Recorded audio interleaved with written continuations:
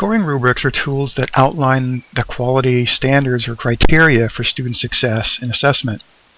Descriptions in a rubric are directly linked to the learning outcomes of a particular assignment or project. And when these benchmarks are used and given to students both prior to and subsequent to their assignment submission, students know what is expected of them. This gives students more opportunities to reflect on and revise their work and ultimately more control, autonomy over their own learning.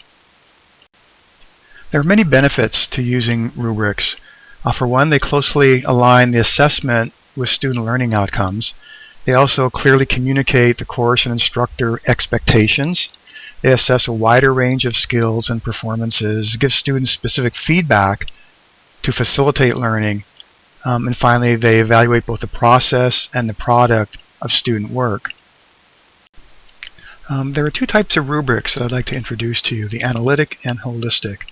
Each has its advantages and disadvantages. However, in distance education, the analytic rubrics are used more often because of the amount of detailed feedback they provide students.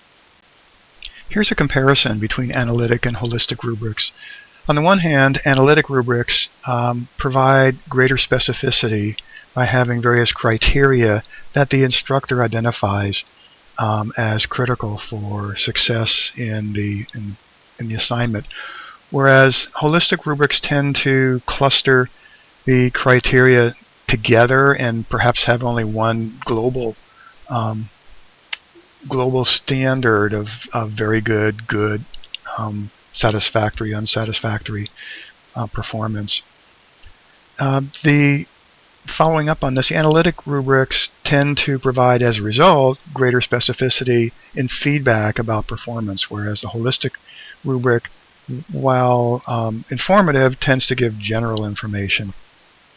And so we're more criterion-based with the analytic rubric and more performance-based in a sort of general and global sense. The downside for the analytic rubrics is that they are time-consuming to create.